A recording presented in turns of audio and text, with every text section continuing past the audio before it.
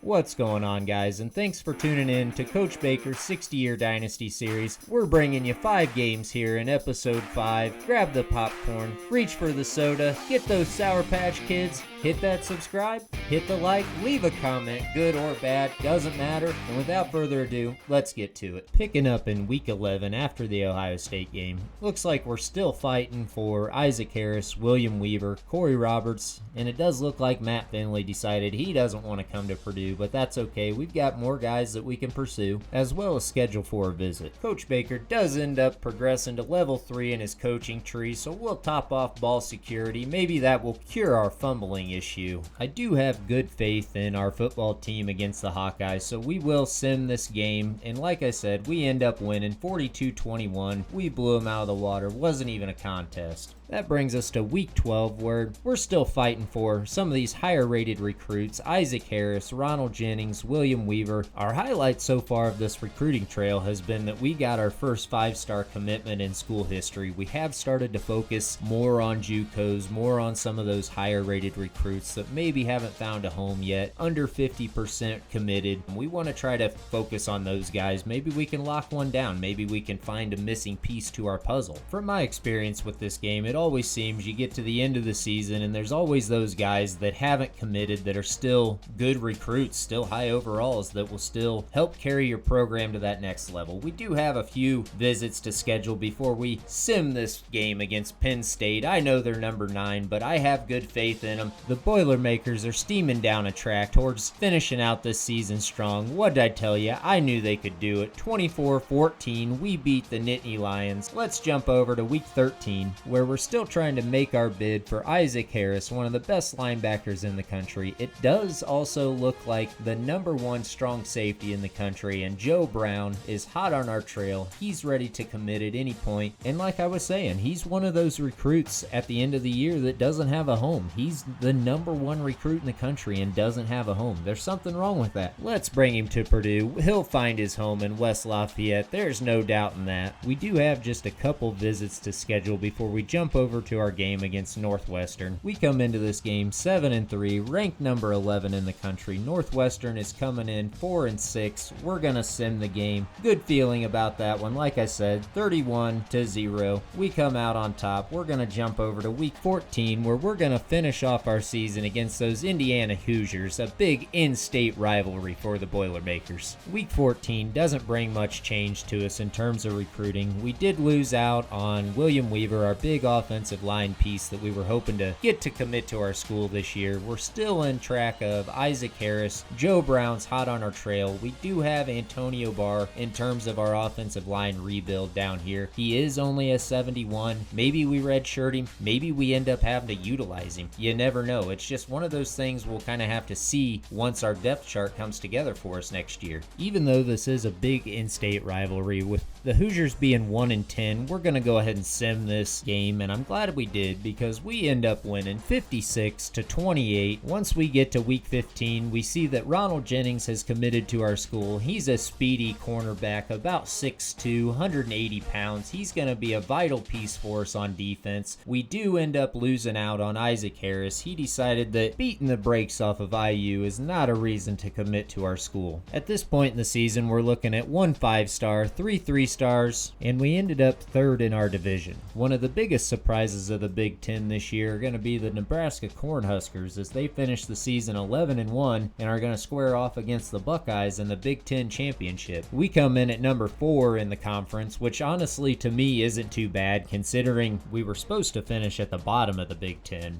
Looking at the award winners of this first year, we've got Will Greer winning the Walter Camp, Jalen Thompson ends up winning the Bednarik, Amani Araware ends up winning the Nagurski, the O'Brien goes to Will Greer, Walker goes to Damian Harris. Here's a name we haven't heard in a while, David Sill the 5th. Look his name up. He was a big time recruit at one point. He wins the Bolitnikoff. Mackey ends up going to Kaha Waring, with honorable mention going to Bryson Hopkins. Outland goes to Jonah Williams. Remington goes to Michael Jordan. Here's a hometown Indiana boy, Jerry Tillery out of Notre Dame. South Bend winning the Lombardi. Best linebacker goes to Chase Hansen. Hopefully he's not related to Chris. Cole Tracy wins the Groza. Drew Chrisman ends up winning the Guy. Best returner goes to Travion Williams. If we look at our individual stats and how they stacked up to the rest of the guys in the country, Blough comes in at third for passing yards, which to me is kind of hard to believe with how many interceptions he threw. Knox comes in at 71, just under 1,000 yards rushing. Honestly, that's kind of depressing for me. I like to have over 1,000 yards for my leading rusher. Rondale Moore comes in at number 4 for our receiver. Kay Higgins comes in at number 8 for tackles with 44, leads the country in sacks with 12, and we finish out with Mr. Blackman, who only had 2 interceptions all year long, ranking him 284th in the country for the season. We don't place well enough in our conference to qualify for the conference championship, so we jump right over to our bowl game, the Alamo Bowl against the Crimson Tide of Alabama. Kirk Herbstreit is screaming roll tide in this one as we're taking on jerryjeudy, Tua, and Dylan Moses, all of whom have been drafted into the NFL. As usual, we're sticking with Rondale Moore, Bailey, and Bryson Hopkins. We come out on offense for the first time in the second quarter, as every time Alabama went to punt the ball, our receiver would muff the punt, and we had no chance of stopping that as we don't get to play special teams. So here we are in the second quarter trying to score, trying to make this a game. It's during this first offensive possession that we find a way to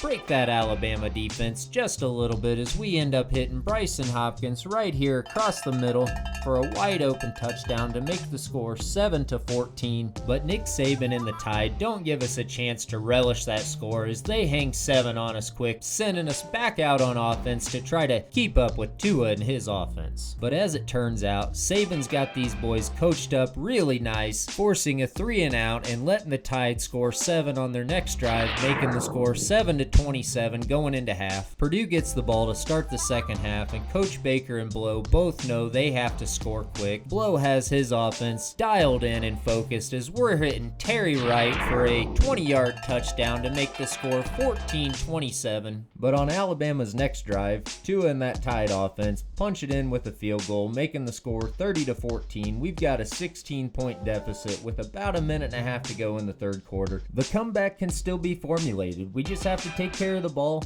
punch it in on every possession that we have, and shut them down a couple times on defense. Blough finds Terry Wright on this next pass play to give us a first down, 15-yard pickup. We end up getting right next to the goal line. We hit Bryson Hopkins for a 1-yard touchdown, making the score 21-30. We're piecing that comeback together. Our defense does their job their next time out by only allowing a field goal, but Blough ends up throwing an interception to the Tide D, and that gives way to 7 points for the Tide, making the score 40-21 with only about 2.5 minutes to go in the game. It looks like the fat lady's about to sing, but David Blough hasn't given up yet. We come out on our next offensive possession, just trying to move the ball as quickly as we can down the field. We end up hitting Bryson Hopkins for a huge pickup, putting us over the 4,000-yard passing mark for the year. A couple plays later, Blough tosses a pick to Trayvon Diggs, and he makes a house call with this one as he takes it all the way back for a pick 6, putting a cap to the game.